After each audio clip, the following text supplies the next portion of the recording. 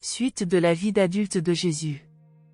Jésus avait complètement et définitivement pris ses distances vis-à-vis de la gestion des affaires domestiques de la famille de Nazareth et de la direction immédiate de ses membres. Il persista, jusqu'à son baptême, à contribuer aux finances familiales et à prendre un vif intérêt personnel au bien-être spirituel de chacun de ses frères et sœurs. Il était toujours prêt à faire tout ce qui était humainement possible pour le confort et le bonheur de sa mère devenue veuve. Le Fils de l'homme avait maintenant tout préparé pour se détacher d'une façon définitive du foyer de Nazareth, et ceci ne lui était pas chose facile. Jésus aimait naturellement son entourage, il aimait sa famille, et cette affection naturelle avait été immensément accrue par son extraordinaire dévouement envers elle. Plus nous nous donnons à nos compagnons, plus nous en venons à les aimer. Puisque Jésus s'était si complètement donné aux siens, il les aimait d'une grande et fervente affection. Toute la famille avait peu à peu pressenti que Jésus prenait des dispositions pour la quitter. La tristesse de la séparation envisagée n'était atténuée que par cette manière graduelle de les préparer à l'annonce de son intention de partir. Pendant plus de 4 ans, ils perçurent qu'ils projetaient cette séparation finale. 1. La 27e année, en 21. Au mois de janvier de cette année-là, de l'an 21, par une pluvieuse matinée de dimanche, Jésus prit discrètement congé des membres de sa famille, expliquant seulement qu'il allait à Tibériade, de là, visiter d'autres villes proches de la mer de Galilée. C'est ainsi qu'il les quitta, et jamais plus il ne fut un membre régulier de ce foyer. Il passa une semaine à Tibériade, la nouvelle ville qui devait bientôt succéder à Séphorie comme capitale de la Galilée. Trouvant peu de choses qui puissent l'intéresser, il passa successivement par Magdala et Bethsaïde pour aller à Capharnaüm, où il s'arrêta pour rendre visite à Zébédée, l'ami de son père. Les fils de Zébédée étaient pêcheurs, il était lui-même constructeur de bateaux. Jésus de Nazareth était un expert aussi bien dans la création de modèles que dans leur construction, il était passé maître dans le travail du bois, et Zébédée connaissait de longue date l'habileté de l'artisan de Nazareth. Depuis longtemps, Zébédée avait envisagé de faire de meilleurs bateaux, il exposa ses projets à Jésus et invita le charpentier visiteur à se joindre à lui dans l'entreprise. Jésus y consentit volontiers. Jésus ne travailla avec Zébédée qu'un peu plus d'1 an, mais pendant ce temps-là il créa un nouveau type de bateau et mit sur pied des méthodes entièrement nouvelles pour en construire. Par une technique supérieure et une grande amélioration dans les procédés pour étuver les planches, Jésus et Zébédée commencèrent à construire des bateaux d'un type très supérieur, qui offraient beaucoup plus de sécurité que les anciens pour la navigation à voile sur le lac. Pendant plusieurs années, Zébédée eut plus de travail à produire ces bateaux d'un nouveau type que sa petite entreprise n'en pouvait fournir. En moins de 5 ans, pratiquement tous les bateaux naviguant sur le lac avaient été construits dans l'atelier de Zébédée à Capharnaüm. Jésus fut bientôt connu du peuple des pêcheurs galiléens comme l'inventeur de ces nouveaux bateaux. Zébédée était moyennement fortuné. Ses chantiers se trouvaient au bord du lac au sud de Capharnaüm, et sa maison était située sur la rive du lac près du centre de pêche de Bethsaïde. Jésus vécut dans la maison de Zébédée pendant son séjour de plus d'1 an à Capharnaüm. Il avait longtemps travaillé seul dans le monde, c'est-à-dire sans père, et il apprécia beaucoup cette période de travail avec un partenaire paternel. La femme de Zébédée, Salomé, était parente d'Anna, qui avait été grand prêtre à Jérusalem et qui restait le membre le plus influent du groupe des Sadducéens, car il avait été mis à la retraite depuis 8 ans seulement. Salomé devint une grande admiratrice de Jésus. Elle l'aimait autant que ses propres fils Jacques, Jean et David, tandis que ses 4 filles le considéraient comme leur frère aîné. Jésus allait souvent pêcher avec Jacques, Jean et David qui constatèrent que Jésus était aussi expérimenté comme pêcheur qu'habile comme constructeur de bateaux. Pendant toute cette année, Jésus envoya chaque mois de l'argent à son frère Jacques. Il revint à Nazareth en octobre pour assister au mariage de Marthe. Ensuite, il ne retourna plus à Nazareth pendant 2 ans, jusqu'au double mariage de Simon et de Jude. Durant toute cette année, Jésus construisit des bateaux et continua d'observer comment les hommes vivaient sur terre.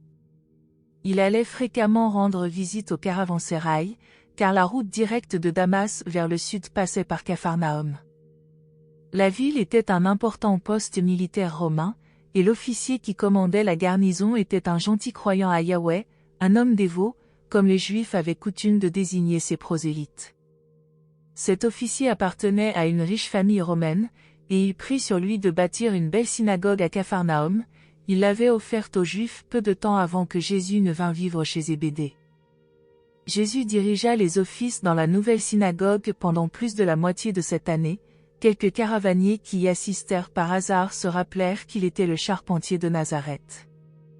Quand il s'agit de payer les impôts, Jésus s'inscrivit comme artisan qualifié de Capharnaüm.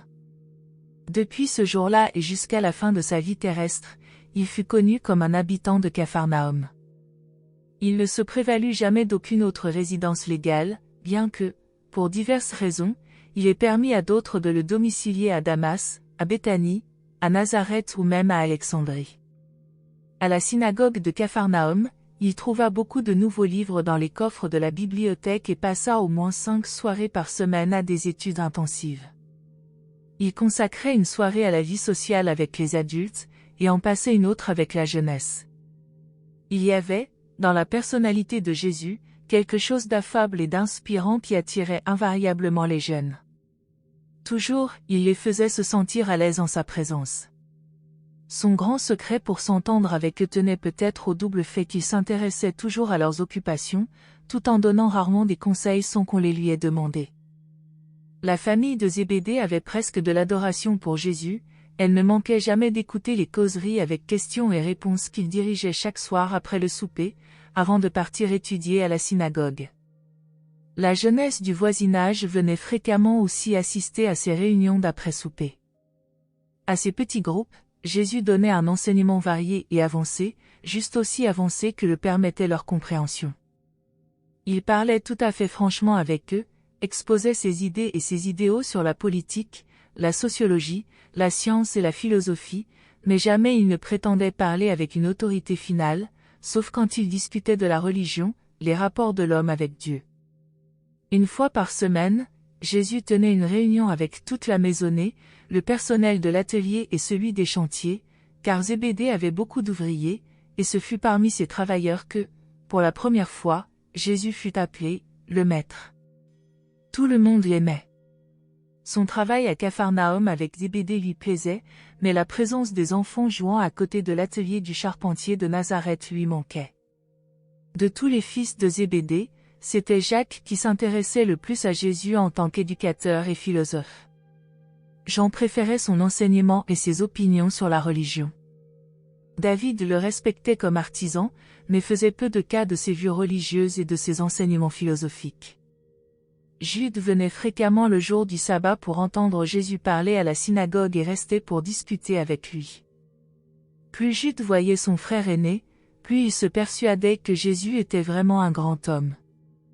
Cette année-là, Jésus fit de grands progrès dans la maîtrise ascendante de son mental humain et atteignit des niveaux élevés et nouveaux de contact conscient avec son ajusteur de pensée intérieure.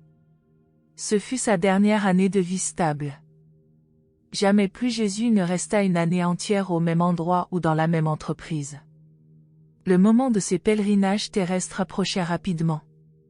Des périodes d'activité intense n'étaient pas éloignées dans l'avenir, mais, entre sa vie simple et en même temps intensément active du passé et son ministère public encore plus actif et ardu, quelques années allaient maintenant s'intercaler où il voyagerait beaucoup et où son activité personnelle serait hautement diversifiée. Il lui fallait compléter sa formation en tant qu'homme du royaume avant de pouvoir aborder sa carrière d'enseignement et de prédication en tant qu'homme Dieu accompli des phases divines et post-humaines de son effusion sur Urantia. La 28e année, en 22. En mars de l'an 22, Jésus prit congé de Zébédée et de Capharnaüm. Il demanda une petite somme d'argent pour couvrir ses frais de voyage jusqu'à Jérusalem. Pendant qu'il travaillait chez Zébédée, il n'avait prélevé sur son crédit que les faibles montants envoyés mensuellement à sa famille de Nazareth. Un mois, Joseph venait à Capharnaüm chercher l'argent, et le mois suivant, Jude passait par Capharnaüm pour prendre l'argent de Jésus et l'emporter à Nazareth. Le centre de pêche où Jude travaillait n'était qu'à quelques kilomètres au sud de Capharnaüm. Quand Jésus quitta la famille de Zébédée, il fut d'accord pour rester à Jérusalem jusqu'à la Pâque, et eux promirent d'être tout présents à cet événement. Ils convinrent même de célébrer ensemble le souper de la Pâque. Ils furent tous très attristés par le départ de Jésus, spécialement les filles de Zébédée. Avant de quitter Capharnaüm, Jésus eut une longue conversation avec son nouvel ami et compagnon intime, Jean Zébédée.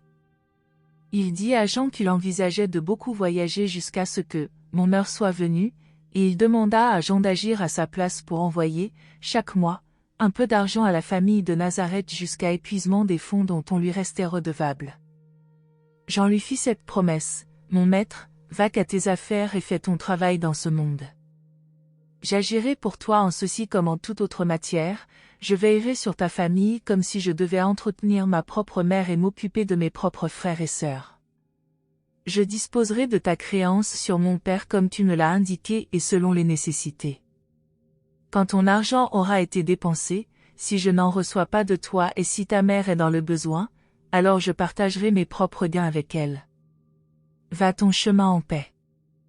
J'agirai à ta place en toutes ces affaires. » Après le départ de Jésus pour Jérusalem, Jean consulta donc son père Zébédée au sujet de l'argent dû à Jésus et fut surpris que le montant en fût si élevé. Comme Jésus avait laissé l'affaire entièrement entre leurs mains, ils convinrent que le meilleur plan était d'investir ces fonds en immeubles et d'en employer le revenu à aider la famille de Nazareth.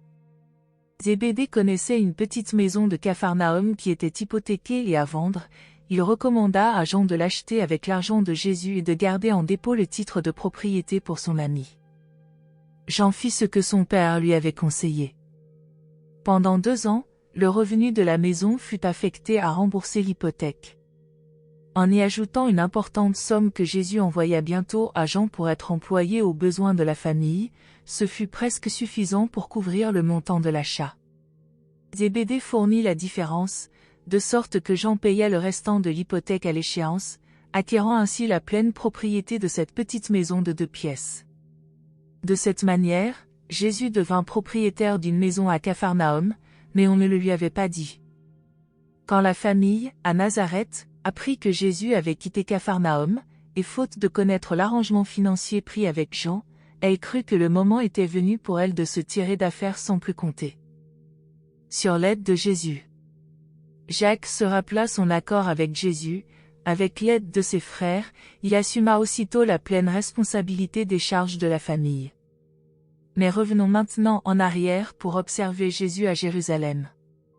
Pendant près de 2 mois, il passa la plus grande partie de son temps à écouter les discussions au temple et à faire des visites occasionnelles aux différentes écoles de rabbins.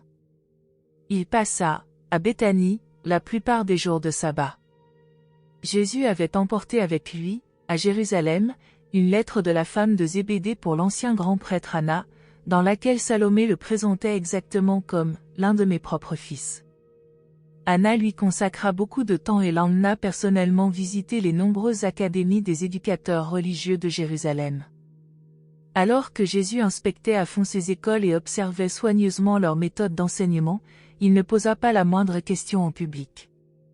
Bien qu'Anna considérât Jésus comme un grand homme, il était perplexe pour le conseiller. Il reconnaissait qu'il serait stupide de lui suggérer d'entrer comme étudiant dans l'une des écoles de Jérusalem, et cependant il savait bien que l'on n'accorderait jamais à Jésus le statut officiel d'enseignant, faute d'avoir été formé dans ces écoles. Le moment de la Pâque approchait, parmi la foule venant de partout, Zébédée et toute sa famille arrivèrent de Capharnaüm à Jérusalem. Ils descendirent tous dans la spacieuse maison d'Anna où ils célébrèrent la Pâque comme une famille heureuse et unie. Avant la fin de la semaine de la Pâque, et apparemment par hasard, Jésus rencontra un riche voyageur et son fils, un jeune homme d'environ 17 ans. Ces voyageurs venaient des Indes, comme ils allaient visiter Rome et divers autres points de la Méditerranée, ils avaient combiné d'arriver à Jérusalem pendant la Pâque, espérant trouver quelqu'un qu'ils pourraient engager à la fois comme interprète pour eux deux et comme précepteur pour le fils. Le père insista pour que Jésus consentît à voyager avec eux. Jésus lui parla de sa famille et lui dit qu'il était bien délicat de partir au loin pour presque 2 années pendant lesquelles les siens pourraient se trouver dans le besoin. Sur ce, le voyageur venu de l'Orient proposa d'avancer à Jésus le salaire d'une année afin qu'il puisse confier ses fonds à ses amis pour préserver sa famille de la gêne, et Jésus accepta de faire le voyage. Jésus remit cette importante somme à Jean, le fils de Zébédée. Vous savez comment Jean employa cet argent pour liquider l'hypothèque sur la propriété de Capharnaüm. Jésus mit Zébédée entièrement dans la confidence de ce voyage méditerranéen, mais lui enjoignit de n'en parler à personne, pas même à ceux de sa chair et de son sang. Zébédée ne révéla jamais qu'il connaissait les lieux de séjour de Jésus durant cette longue période de presque 2 ans. Avant que Jésus ne rentrât de ce voyage, la famille de Nazareth était sur le point de le considérer comme décédé. Seules les assurances de Zébédée, qui vint à Nazareth à plusieurs occasions avec son fils Jean, laissèrent vivre l'espoir dans le cœur de Marie. Pendant ce temps, la famille de Nazareth se tirait très bien d'affaire. Jude avait considérablement augmenté sa quote-part et maintint, jusqu'à son mariage, cette contribution supplémentaire. Nonobstant le peu d'assistance dont ils avaient besoin, Jean Zébédée continua d'apporter, chaque mois, des cadeaux à Marie et à Ruth, selon les instructions de Jésus. 3. La 29e année, en 23. Toute la 29e année de Jésus fut employée à compléter le tour du monde méditerranéen. Les principaux événements de ce voyage, dans les limites où il nous est permis de révéler ces expériences, constituent le sujet des récits qui suivent immédiatement ceux du présent fascicule. Pour diverses raisons, Jésus fut surnommé le scribe de Damas pendant tout ce périple dans le monde romain. Toutefois, à Corinthe et à d'autres escales du chemin de retour, on l'appela le précepteur juif.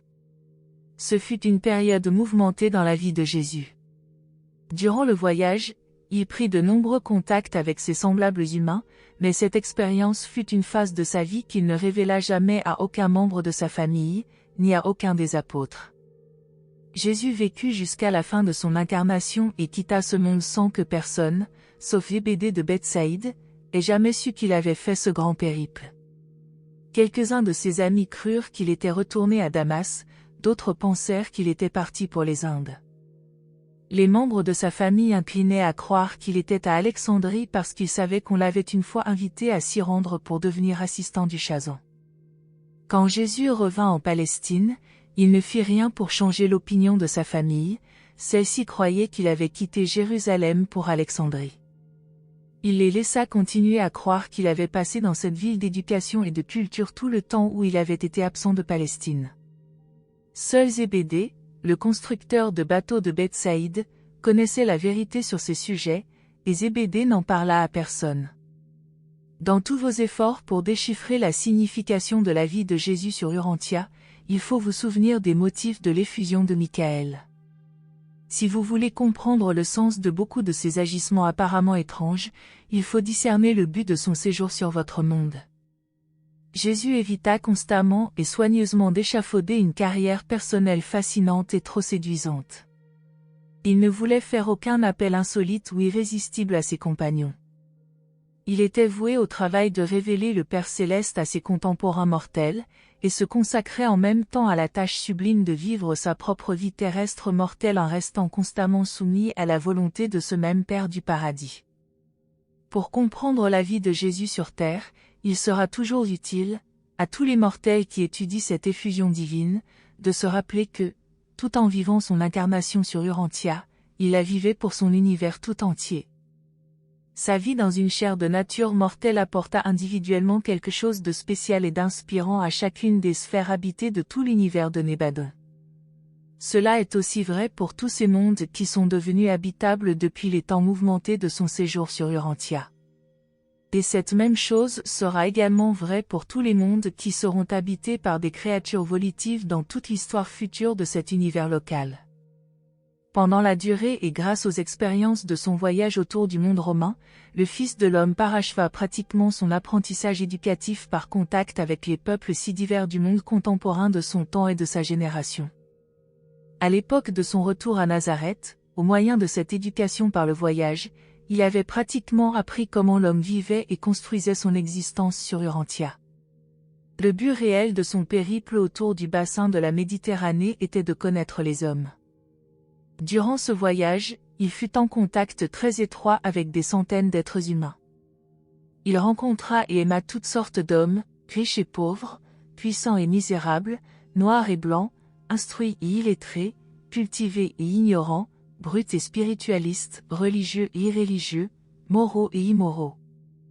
Au cours de ce voyage méditerranéen, Jésus franchit de grandes étapes dans sa tâche humaine de dominer le mental matériel et mortel, et son ajusteur intérieur progressa dans l'ascension et la conquête spirituelle de ce même intellect humain. À la fin de ce circuit, Jésus savait pratiquement, en toute certitude humaine, qu'il était un fils de Dieu, un fils créateur du Père universel. De plus en plus, son ajusteur était capable de faire surgir dans le mental du Fils de l'homme des souvenirs brumeux de son expérience paradisiaque quand il était en association avec son Père divin, bien avant même de partir organiser et administrer cet univers local de Nébadon. Ainsi, petit à petit, l'ajusteur apporta dans la conscience humaine de Jésus les souvenirs nécessaires de son existence divine antérieure aux diverses époques d'un passé presque éternel.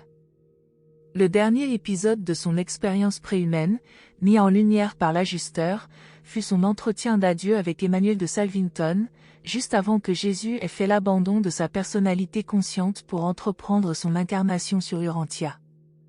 L'image de ce dernier souvenir de son existence préhumaine apparut, dans toute sa clarté, dans la conscience de Jésus le jour même de son baptême par Jean dans le Jourdain. 4. Le Jésus humain. Pour les intelligences célestes de l'univers local qu'il observait, ce voyage méditerranéen fut la plus captivante de toutes les expériences terrestres de Jésus, ou du moins de toute sa carrière jusqu'au moment de sa crucifixion et la fin de sa vie mortelle. Ce fut la période fascinante de son ministère personnel, en contraste avec la période de son ministère public qui suivit bientôt. Cet épisode unique fut d'autant plus passionnant que Jésus était encore, à ce moment-là, le charpentier de Nazareth, le constructeur de bateaux de Capharnaüm, le scribe de Damas, il était encore le Fils de l'homme. Il n'avait pas encore conquis la maîtrise complète de son mental humain, l'ajusteur n'avait pas pleinement maîtrisé et formé la contrepartie de l'identité mortelle. Jésus était encore un homme parmi les hommes. L'expérience religieuse purement humaine, la croissance spirituelle personnelle, du Fils de l'homme atteignit presque l'apogée de l'accessible pendant cette année-là, l'année de ses 29 ans. Cette expérience de développement spirituel fut une progression régulièrement croissante, depuis le moment de l'arrivée de son ajusteur de pensée jusqu'au jour du parachèvement et de la confirmation des relations humaines naturelles et normales entre le mental matériel de l'homme et la dotation mentale de l'esprit, le phénomène de la fusion de ce double mental en un seul, l'expérience que le Fils de l'homme atteignit complètement et définitivement, en tant que mortel incarné du royaume, le jour de son baptême dans le Jourdain. Durant toutes ces années, et sans paraître s'adonner à de nombreuses périodes de communion formelle avec son Père céleste, Jésus mit au point des méthodes de plus en plus efficaces pour communiquer personnellement avec la présence de l'Esprit intérieur du Père du paradis. Il vécut une vie réelle, une vie pleine et une véritable vie incarnée, normale, naturelle et ordinaire. Il sait par expérience personnelle l'équivalence de l'actualité contenue dans la somme et la substance de la vie menée par les êtres humains sur les mondes matériels du temps et de l'espace. Le Fils de l'homme expérimenta la vaste gamme des émotions humaines qui s'étendent de la joie magnifique à la douleur profonde. Il était un enfant gai et un être d'une rare bonne humeur, il était aussi un homme de douleur connaissant la souffrance. Dans un sens spirituel, il traversa la vie terrestre du point le plus bas jusqu'au plus haut, du commencement jusqu'à la fin. D'un point de vue matériel, on pourrait croire qu'il évita de vivre les deux extrêmes sociaux de l'existence humaine, mais, au point de vue intellectuel, il se familiarisa pleinement avec l'expérience entière et complète de l'humanité. Jésus connaît les pensées et les sentiments, les besoins et impulsions des mortels évolutionnaires et ascendants des royaumes, depuis leur naissance jusqu'à leur mort. Il a vécu la vie humaine depuis les débuts de la prise de conscience de soi sur les niveaux physiques, intellectuels et spirituels, en passant par la petite enfance, l'enfance, la jeunesse, la maturité et même jusqu'à l'expérience humaine de la mort. Non seulement il passa par ces périodes humaines habituelles et bien connues d'avancement intellectuel et spirituel, mais aussi il expérimenta pleinement ces phases supérieures et plus évoluées d'accord entre l'homme et son ajusteur, auquel si peu de mortels d'Urantia parviennent jamais. Ainsi fit-il, dans sa plénitude, l'expérience de la vie des mortels, non seulement comme on la vit sur votre monde, mais aussi comme elle est vécue sur tous les autres mondes évolutionnaires du temps et de l'espace, même sur les plus élevés et les plus avancés des mondes ancrés dans la lumière et la vie. Bien que la vie parfaite qu'il vécut dans la similitude d'une chair mortelle n'ait peut-être pas reçu l'approbation universelle et sans réserve de ses compagnons mortels, c'est-à-dire de ceux que le hasard a fait ses contemporains sur Terre, néanmoins, la vie incarnée de Jésus sur Urantia a été acceptée, pleinement et sans réserve par le Père universel comme constituant, en un seul et même temps et dans une seule et même vie de personnalité, la plénitude de la révélation du Dieu éternel. L'homme mortel est la présentation d'une personnalité humaine rendue parfaite satisfaisant complètement le Créateur infini. C'était là son but véritable et suprême. Jésus n'est pas descendu pour vivre sur Urantia comme un exemple, parfait dans tous ses détails, pour n'importe quel enfant ou adulte, n'importe quel homme ou femme de cette époque ou de toute autre. En vérité, il est certain que, dans sa vie pleine, riche, belle et noble, nous pouvons tous trouver beaucoup d'éléments qui, pour nous, servent d'exemples exquis ou d'inspiration divine, mais cela tient à ce qu'il vécut une vie véritablement et authentiquement humaine. Jésus n'a pas vécu sa vie sur terre pour donner un exemple à copier par tous les autres êtres humains. Il vécut cette vie dans la chair par le même ministère de miséricorde que vous pouvez tous utiliser pour vivre votre vie sur terre. En vivant sa vie humaine à son époque et tel qu'il était, il nous a donné à tous l'exemple nous permettant de vivre la nôtre à notre époque et tel que nous sommes. Vous ne pouvez pas aspirer à vivre sa vie, mais vous pouvez décider de vivre votre vie comme il a vécu la sienne et par les mêmes moyens. Jésus ne constitue peut-être pas l'exemple, par la séquence des événements et les détails objectifs de sa vie, pour tous les humains de tous les âges sur tous les royaumes de cet univers local, mais il est, pour toujours, l'inspiration et le guide de tous les pèlerins, pour le paradis, venant des mondes initiaux d'ascension, et qui s'élève par l'univers des univers et par Avona jusqu'au paradis. Jésus est le chemin nouveau et vivant allant de l'homme à Dieu, de l'inachevé au parfait, du terrestre au céleste, du temps à l'éternité. À la fin de sa 29e année, Jésus de Nazareth avait pratiquement fini de vivre la vie que l'on exige des mortels quand ils sont dans la chair. Il était venu sur terre étant la plénitude de Dieu telle qu'elle doit se manifester à l'homme. Il était presque devenu maintenant la perfection de l'homme attendant l'occasion de se manifester à Dieu, et il fit tout ceci avant ses 30 ans. Merci de nous avoir rejoints aujourd'hui, et je vous retrouve bientôt pour une nouvelle exploration passionnante.